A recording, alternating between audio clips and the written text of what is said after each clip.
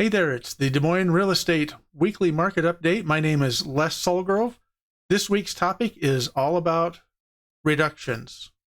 Let's get started.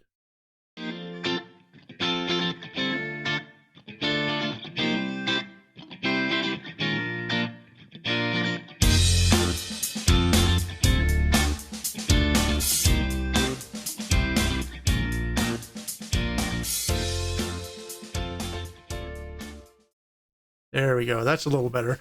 Hey, my name's Les Sulgrove. This is Via Realtors Simply Des Moines Weekly Market Update, the show that talks about Des Moines real estate and what's happening in the Des Moines and Central Iowa real estate market. And this week, we're going to talk all about price reductions and kind of how the market's been affected and some trends that we're going to start to be seen here as we move towards the summer months. So let's stop yakking with my face and let's get onto the graphics here.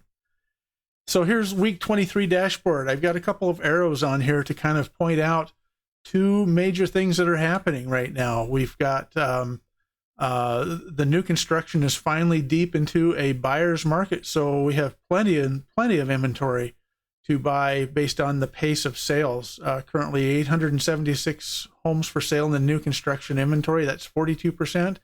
Existing home sales are also at 42%. We've been kind of battling back and forth as to which category has the most number of listings. Existing this week is just down a little bit, but I expect to see here as we move into the next couple of weeks, we will see existing homes take over that top spot in the number of homes for sale.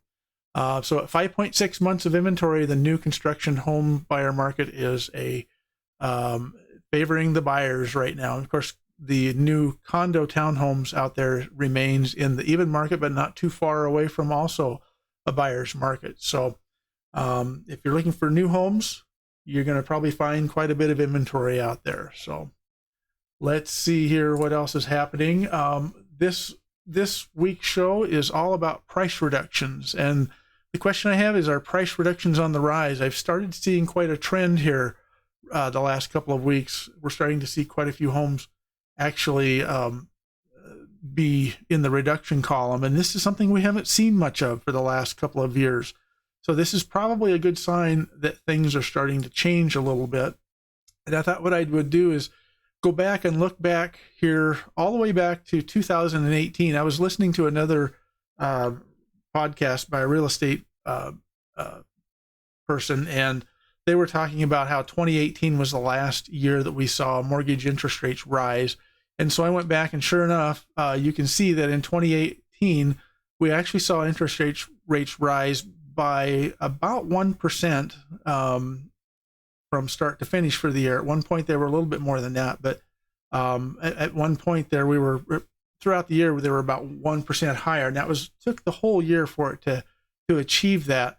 And so we started seeing some price reductions at that point, and I'm going to correlate that to what we're seeing this year. Now, the box on the right over there, you can see we've gone up by about 2% in interest rates just in the first 5 months of this year. So don't expect some of the same things to be happening, but we're going to see some similarities when it comes to price reductions. So what do I mean by that? Well, here's the graphic that shows you for the first 5 months of the year where we are. That's the red line, the bottom red line. It's a little bit thicker there. That shows us the trajectory of price reductions. In January, we saw a little bit of a dip where we weren't seeing a lot of price reductions, which is very normal at the first of every year. When you get the new inventory on, people are confident about their pricing, and we don't see a lot of price reductions. The brown line in the middle there, that's 2018. That is the actual year that we actually had our last rate increase. And like I said, that took about a year to fully kind of evolve. And so therefore 2019, that's the blue line at the top, but that is actually the year where we saw most of the price reductions from that last rise of mortgage interest rates. If you recall also 2019, that was also the year that we kind of felt like we had peaked, and that the real estate cycle, which is normally about 10 years long, would have most likely peaked, and we would have gone into the downward turn and gone through our natural cycle of an up market, a high market, a down market, and a bottom market. And of course, 2020, COVID hit, and that just kind of changed things. But we were right on track, I felt like, in 2019, early 2020 to have that market peak. So, we are obviously still low on price reductions compared to 2019 and even 2018, although we're almost right there at 2018. But I'm really going to expecting to see this number or this graphic line start to rise dramatically as we move into the summer months of this year. And it wouldn't surprise me at all as if we also started to see more price reductions or similar to price reductions like what we saw in 2019. Now, obviously, we have to have the inventory to do those price reductions, but I think we're going to start to see that build as well here. So how does this look for when you compare price reductions year over year back to before the 2018, 2017, back there on the far left? How does this look compared to the last time we had a mortgage rate increase? Well, 2018, you can see, like I said, it took a little while for that year for reductions to kind of come on, but there were 15,500 price reductions in the year 2019. And of course, 2020 and 2021, we saw fewer and fewer just because of the fact that most homes were selling. And yes, we still have price reductions, even in an extreme hot market like what we've seen. Year to date so far through the first 5 months, we're at almost 2,300 price reductions. And so I think we're going to see this graphic rise as the year goes on. And I will bring this graphic back from time to time to kind of figure out whether or not we are actually seeing price reductions ahead of the last couple of years. But I certainly feel like we're going to beat 2021's price reductions of 7,000 and even 2020. The amount of the price reduction. Now, what this graphic shows you, and again, it's through May of 2020, that top graphic is the red, that's 2022. So through May of 2022, the average price reduction of a listing is 3.8%. And this is amazing because I did some research and it's pretty consistent. It's around that 3 to 4% range. And back in 2019, even though there were a lot of price reductions, this is the amount of the original list price to the final sale price. Okay, so we're not seeing incremental reductions. This is the full price reduction on average for the year. And in 2019, even though there were a lot of price reductions, it was only 3% was the actual average price reduction. So if a $100,000 home, for example, was listed and they were going to drop it by $3,000, for example, you can see that this year we're already ahead of the last 5 years at 3.8% just in the first 5 months. So that's one of those indicators that tells me that sellers are getting a little bit nervous as we move into the summer months with the rise in interest rates, and sellers don't want to be out there with a listing as it moves into the summer months. So I kind of expect this number to rise as well. I think the highest we would see is about 4% at any given month, but this is through the month of May. So far in 2022 is down 3.8%. It's the price reduction of almost 4%. As for the month of May, I can track these by month as well, and you can see that the month of May is typically a pretty busy price reduction month, at least going back to 2019 and 2020. Now, of course, last year we've seen the least amount again, just because going into that hot, heavy spring market, transitioning to the summer market, there were very, very few price reductions, but still 471 last year, and we're almost double that. Well, not quite double, but we're 791 just in the month of May. And I watched the graphics or the numbers this week when I pulled the weekly numbers, and there were another couple hundred price reductions just this past 7 days. So I think we'll see the month of June really push those numbers upwards as well. So some of the stuff that might be impacting the price reductions is obviously our listing inventory. As inventory builds, there's more competition, and when there's more competition, there's more selection, and more selection means that some homes don't get picked. Therefore, one of the strategies of a seller is to reduce the price to entice. And what this graphic shows is going back to 2020, the height of COVID when it first started. We were currently sitting at about 3,570 homes currently on the market at that point in time. That was March of 2020. And, once COVID hit, you can see we had literally about a 12 to 14 month slide of listings down to where we dropped down close to that 1,600 listing count. 2021, near the end of the year, it did the more typical action where it kind of built inventory back up as we went towards the holidays and the first of the year. And then again, as we started 2022, we actually hit our record all-time low of inventory of 1,630. Now, just in the last probably 4 months of that, because that was sometime in January, the last 4 months, we've actually added about 400 listings to our listing inventory. The point is yeah, we feel like we're really adding a lot of homes on the market, but if you look all the way to the left, just in 2 years ago, we were sitting at 3,500 homes on the market, and year before that, close to 4,000. So we have a ways to go before we come back to our what we would consider a normal listing inventory database there of around 3,000 to 4,000.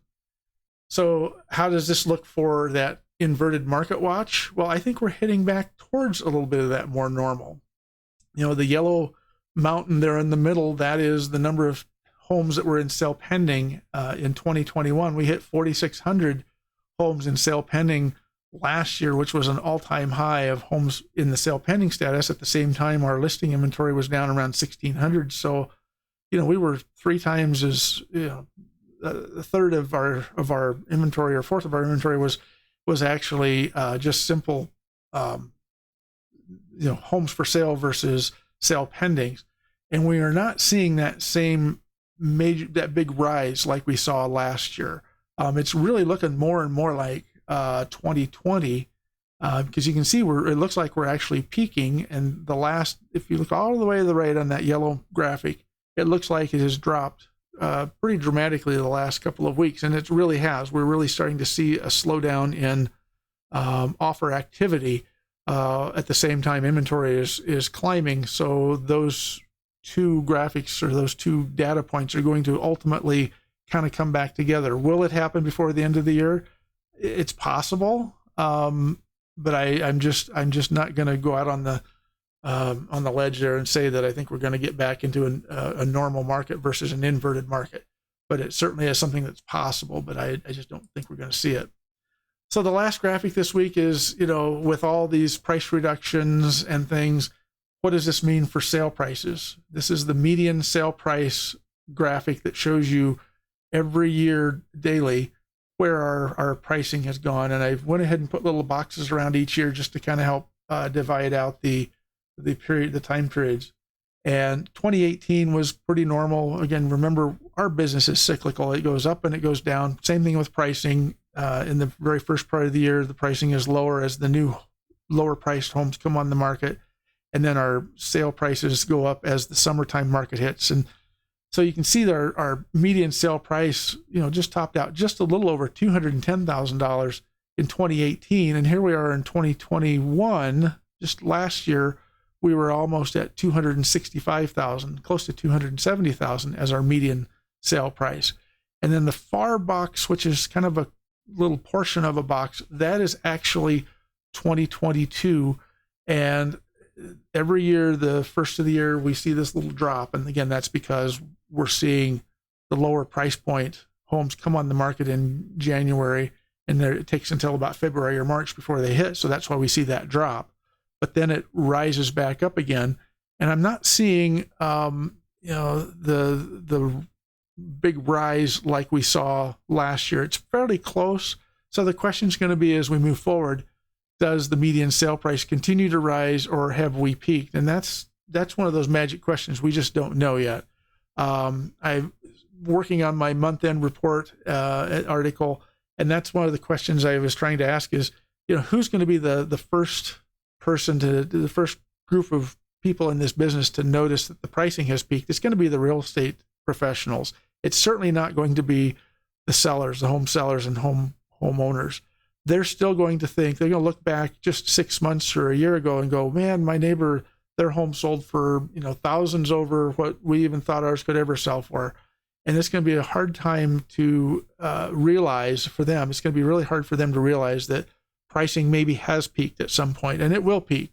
And so it's going to be very important as we move into the summer and fall months that pricing is done correctly, because the last thing you want to do is get an overpriced listing in the marketplace based on, gee, it felt like we were going to have pricing rise this year, and so therefore don't even do the market analysis, just list it for whatever the client wants. That's going to be a dangerous precedent to be setting as we move forward. You really, really need to look at the market data and price things properly as we move forward. So that's pretty much it for the show this week.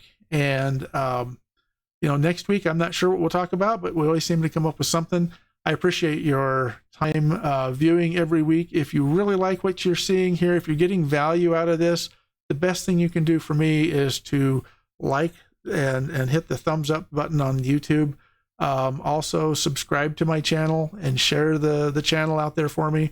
The more likes I get, the more thumbs up I get, the more people this product gets put in front of, and the better we all become when we all are better educated. So again, thank you so much for watching this week. I look forward to talking to you all again next week. And in the meantime, enjoy the summer heat coming and be safe out there.